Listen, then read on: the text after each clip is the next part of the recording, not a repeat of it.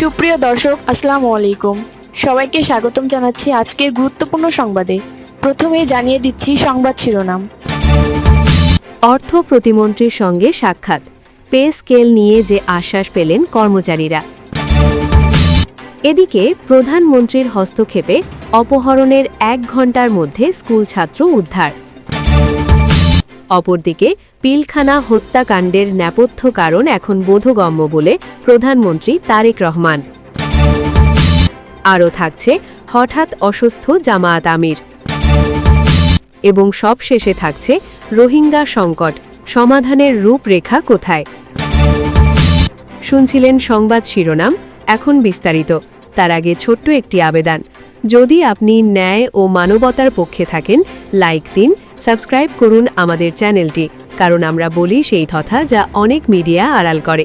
এখন চলুন বিস্তারিত দেখা যাক।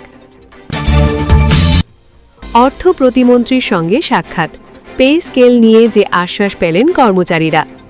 নতুন সরকারের অর্থ প্রতিমন্ত্রী মোহাম্মদ জোনায়েদ আব্দুর রহিম সাকিরের সঙ্গে সাক্ষাৎ করেছেন সরকারি কর্মচারী সংগঠনের নেতারা।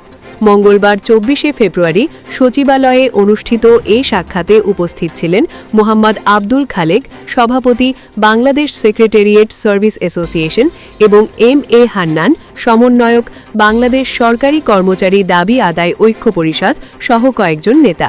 সাক্ষাৎকালে কর্মচারী নেতারা প্রতিমন্ত্রীকে শুভেচ্ছা জানান এবং অতীতে পে স্কেলের দাবিতে চলা কর্মসূচিতে কর্মচারীদের পক্ষে তারা অবস্থানের কথা স্মরণ করিয়ে দেন। তারা নতুন সরকারের পে স্কেল বাস্তবায়ন পরিকল্পনা সম্পর্কেও জানতে চান। জবাবে প্রতিমন্ত্রী বলেন, পে স্কেল বাস্তবায়নে কিছুটা সময় লাগবে, তবে ধীরে ধীরে তা দেওয়া হবে।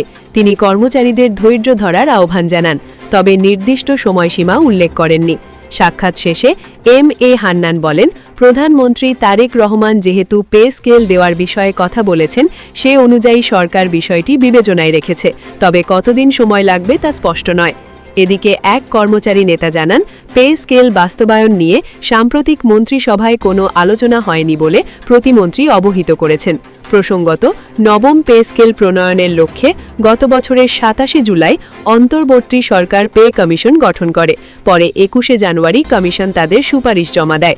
কর্মচারীদের দাবি, দ্রুত সময়ের মধ্যে নবম পে স্কেল ঘোষণা ও বাস্তবায়ন হোক। এদিকে ছেলে অপহরণ হওয়ার খবর শুনে সচিবালয়ের কর্মচারী বাবা কাঁদতে কাঁদতে ঢুকে পড়েছিলেন প্রধানমন্ত্রীর দপ্তরে। সামনাসামনি পেয়েও যান প্রধানমন্ত্রীকে। খবরটা শুনেই ফোনে সংশ্লিষ্ট পুলিশ কর্মকর্তাদের ছেলেটিকে উদ্ধারের নির্দেশ দেন প্রধানমন্ত্রী তারেক রহমান।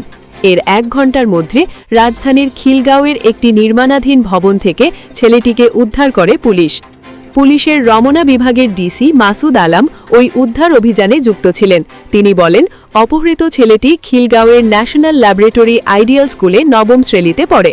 দুপুর 2:30-এর সময় স্কুল থেকে বের হওয়ার পর 4-5 জন ব্যক্তি তাকে আটকে 7 তলা নির্মাণাধীন ভবনে নিয়ে যায়। সেখানে তাকে মারধর করা হয়। এরপর তার বাবার ফোন নাম্বার নিয়ে 50,000 টাকা চাঁদা চায় অপহরণকারীরা। টাকা না দিলে শিশুটিকে মেরে ফেলার হুমকি দেওয়া হয়।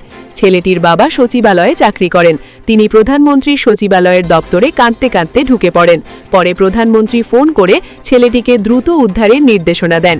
এরপর অপহরণকারীরা যে নাম্বার থেকে ফোন দিয়েছিল সেই নাম্বার নিয়ে টাকা পাঠানোর আশ্বাস দিয়ে যোগাযোগ শুরু করে পুলিশ।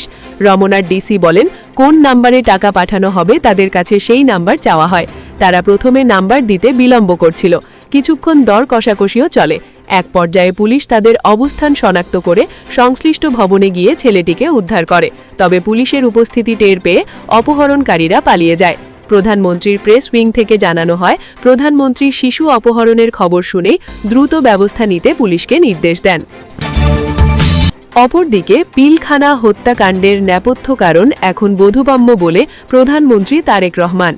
ফ্যাসিবাদ মুক্ত বাংলাদেশে জনগণের কাছে পিলখানায় হত্যাকাণ্ডের নেপথ্য কারণ এখন বোধগম্য বলে মন্তব্য করেছেন প্রধানমন্ত্রী। তিনি বলেন, সশস্ত্র বাহিনী একটি স্বাধীন দেশের সম্মান, বীরত্ব এবং গৌরবের প্রতীক। ভবিষ্যতে আর কেউ যাতে সশস্ত্র বাহিনীর বিরুদ্ধে ষড়যন্ত্রে লিপ্ত হতে না পারে, আজ পুনরায় সেই শপথে বলিয়ান হতে হবে। আগামীকাল বুধবার 25শে ফেব্রুয়ারি জাতীয় শহীদ সেনা দিবস উপলক্ষে আজ মঙ্গলবার 24শে ফেব্রুয়ারি দেওয়া এক বাণীতে তিনি এসব বলেন।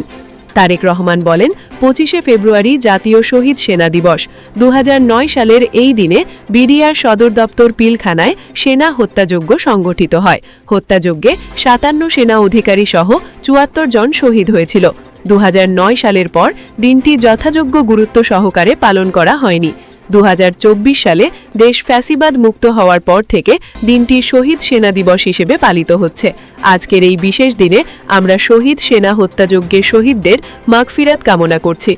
তাদের শোক সন্তপ্ত পরিবারের সদস্যদের প্রতি গভীর সহানুভূতি ও সহমর্মিতা প্রকাশ করছি। প্রধানমন্ত্রী বলেন, পিলখানায় সংঘটিত সেনা হত্যাকাণ্ডের বিচার চলমান। বিচারাধীন বিষয় নিয়ে বিস্তারিত কিছু বলার অবকাশ নেই। তবে এ হত্যাকাণ্ডের নেপথ্যে দেশ ও জনগণের স্বাধীনতা, সার্বভৌমত্ব বিরোধী তৎপরতা বিদ্যমান ছিল। নাগরিক হিসেবে এ বিষয়টি আমাদের উপলব্ধিতে থাকা জরুরি বলে আমি মনে করি। এই হত্যাকাণ্ডের পর নানা রকম মিথ্যা কিংবা অপতথ্য দিয়ে জনগণকে বিভ্রান্ত করার চেষ্টা করা হয়েছিল। প্রধানমন্ত্রী বলেন, দেশ ও জনগণের স্বার্থের বিপক্ষে যে কোনো ষড়যন্ত্রের বিরুদ্ধে আমরা ঐক্যবদ্ধভাবে রুখে দাঁড়াব। এই হোক শহীদ সেনা দিবসের প্রত্যয়। আরও থাকছে, হঠাৎ অসুস্থ জামায়াত আমির। জামায়াতে ইসলামের আমির ও প্রধান বিরোধী দলীয় নেতা ডাক্তার শফিকুর রহমান হঠাৎ অসুস্থ হয়ে পড়েছেন। রাজধানীর শেওড়াপাড়া এলাকায় কাফরুল পশ্চিম থানার উদ্যোগে আলোচনা সভা ও ইফতার মাহফিলে যাওয়ার সময় হঠাৎ অসুস্থ হয়ে পড়েন তিনি। ঢাকা মহানগর উত্তর জামায়াতের নায়েবে আমির আব্দুর রহমান মুসা বলেন, আজকের ইফতার মাহফিলে জামায়াত আমিরের প্রধান অতিথি হিসেবে উপস্থিত থাকার কথা ছিল। তিনি যাত্রাও করেছিলেন। হঠাৎ যাত্রাপথে তিনি বমি করেন এবং শারীরিকভাবে দুর্বল হয়ে যান, যার কারণে তিনি প্রোগ্রাম স্থলে আসতে পারেননি। সবাই তার দ্রুত সুস্থতার জন্য দোয়া করবেন। ঢাকা মহানগর উত্তর জামায়াতের আমির সেলিমউদ্দিন বলেন, আমরা জামায়াত আমিরের জন্য দোয়া করি, আল্লাহ যেন উনাকে দ্রুত সুস্থ করে দেন। এবং সবশেষে থাকছে, রোহিঙ্গা সংকট, সমাধানের রূপরেখা কোথায়? রোহিঙ্গা সংকট আজ বৈশ্বিক মানবিক রাজনীতির এক দীর্ঘস্থায়ী অমীমাংসিত অধ্যায়। 2017 সালে রাখাইন রাজ্যে সহিংসতার মুখে লক্ষাধিক রোহিঙ্গা প্রাণ বাঁচাতে সীমান্ত পেরিয়ে বাংলাদেশে আশ্রয় নেয়। মানবিক বিবেচনায় বাংলাদেশ যে দরজায় খুলে দিয়েছিল তা আন্তর্জাতিক মহলে প্রশংসিত হয়। কিন্তু প্রায় এক দশক পরও সংকটের টেকসই সমাধান অনিশ্চিত। প্রশ্ন উঠছে, সমাধানের রূপরেখা কোথায় এবং কে তা বাস্তবায়ন করবে? বর্তমানে কক্সবাজার ও ভাসানচরে প্রায় 12 লাখ রোহিঙ্গা অবস্থান করছে। এত বিপুল জনগোষ্ঠীর দীর্ঘমেয়াদী উপস্থিতি একটি ঘনবসতিপূর্ণ দেশের জন্য স্বাভাবিকভাবেই চাপ সৃষ্টি করে। পরিবেশগত ক্ষতি, বন উজাড়, স্থানীয় শ্রমবাজারে প্রতিযোগিতা, অবকাঠামোর ওপর অতিরিক্ত বোঝা, এসব বাস্তবতা উপেক্ষা করা যায় না। একই সঙ্গে ক্যাম্প ভিত্তিক একটি প্রজন্মের শিক্ষা, দক্ষতা ও ভবিষ্যৎ অনিশ্চয়তায় আটকে থাকাও বড় উদ্বেগের বিষয়। রোহিঙ্গা সংকটের মূল সমাধান প্রত্যাবাসন, তবে তা হতে হবে নিরাপদ, স্বেচ্ছামূলক এবং সম্মানজনক। আন্তর্জাতিক আইন ও মানবাধিকার কাঠামো এই বিষয়টি স্পষ্টভাবে নির্দেশ করে। কিন্তু বাস্তবতা হল, মিয়ানমারের অভ্যন্তরীণ রাজনৈতিক পরিস্থিতি প্রত্যাবাসনের পথে বড় বাধা হয়ে আছে। নাগরিকত্বের স্বীকৃতি, নিরাপত্তার নিশ্চয়তা ও অধিকার রক্ষার প্রশ্নে দৃশ্যমান অগ্রগতি না থাকলে রোহিঙ্গাদের স্বেচ্ছায় ফিরে যাওয়া বাস্তবসম্মত নয়। এখানে আন্তর্জাতিক সম্প্রদায়ের ভূমিকা অত্যন্ত গুরুত্বপূর্ণ। জাতিসংঘের বিভিন্ন ফোরামে আলোচনা, প্রস্তাব ও বিবৃতি দেওয়া হলেও কার্যকর চাপ প্রয়োগের ক্ষেত্রে দৃশ্যমান সাফল্য সীমিত। বড় শক্তিধর রাষ্ট্রগুলোর ভূ-রাজনৈতিক হিসেব নিকাশ অনেক সময় মানবিক অগ্রাধিকারের চেয়ে প্রাধান্য পায়। ফলে সংকট দীর্ঘায়িত হয়, কিন্তু স্থায়ী সমাধান সামনে আসে না।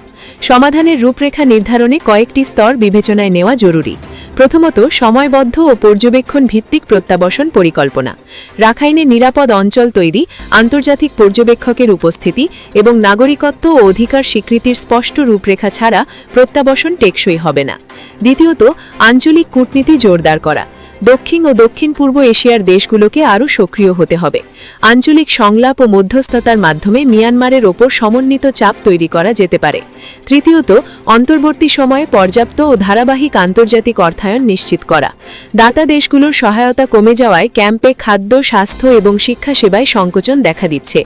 এটি দীর্ঘমেয়াদে হতাশা ও অস্থিরতার জন্ম দিতে পারে। একটি শিক্ষাবঞ্চিত ও কর্মহীন প্রজন্ম শুধু মানবিক বিপর্যয় নয়, তা রাজনৈতিক নিরাপত্তার ঝুঁকিও বাড়ায়। যায়। তাই অর্থায়নকে স্বল্পমেয়াদী সহানুভূতি নয়, দীর্ঘমেয়াদী বিনিয়োগ হিসেবে বিবেচনা করা উচিত। নিরাপত্তার দিকটিও সমান গুরুত্বপূর্ণ। ক্যাম্প এলাকায় অপরাধ, মাদক পাচার ও অভ্যন্তরীণ সহিংসতার অভিযোগ সময় সময় সামনে আসে।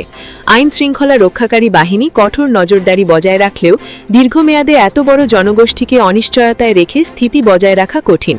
সুশাসন, কমিউনিটি নেতৃত্বের জবাবদিহি এবং দক্ষতা উন্নয়ন পরিকল্পনা বাড়ানো জরুরি। বাংলাদেশের দূতাবাসিক তৎপরতা আরও সক্রিয় হওয়া প্রয়োজন। বহুপাক্ষিক ফোরামে ইস্যুটি অগ্রাধিকার দেওয়া, আন্তর্জাতিক জনমত সক্রিয় রাখা এবং মানবাধিকার প্রশ্নে নৈতিক অবস্থান জোরদার করা দরকার। একই সঙ্গে স্থানীয় জনগোষ্ঠীর উন্নয়ন ও পুনর্বাসন কার্যক্রম সমান্তরালভাবে এগিয়ে নিতে হবে, যাতে সামাজিক টানাপোড়েন কমে। সবচেয়ে বড় কথা, রোহিঙ্গা সংকটকে কেবল মানবিক সমস্যা হিসেবে দেখলে চলবে না। এটি ভূ রাজনৈতিক ও নিরাপত্তাগত ইস্যুতেও পরিণত হয়েছে। দীর্ঘস্থায়ী অচলাবস্থা পুরো অঞ্চলের স্থিতিশীলতাকে প্রভাবিত করতে পারে। তাই সমাধানের রূপরেখা হতে হবে বহুমাত্রিক। দূতাবাসিক চাপ, আন্তর্জাতিক দায়বদ্ধতা, আঞ্চলিক সহযোগিতা এবং মানবিক সহায়তার সমন্বিত কাঠামো। শেষ পর্যন্ত রোহিঙ্গা সংকট মানবতার পরীক্ষাই নয়, এটি আন্তর্জাতিক ন্যায় বিচারেরও পরীক্ষা। বাংলাদেশ মানবতার দায়িত্ব পালন করেছে। এখন প্রয়োজন বৈশ্বিক সম্প্রদায়ের কার্যকর, সময়বদ্ধ ও দায়বদ্ধ উদ্যোগ। তা না হলে এই সংকট শুধু একটি দেশের বোঝা হয়ে থাকবে না, এটি বিশ্ব রাজনীতির নৈতিক ব্যর্থতার প্রতীক হয়ে থাকবে।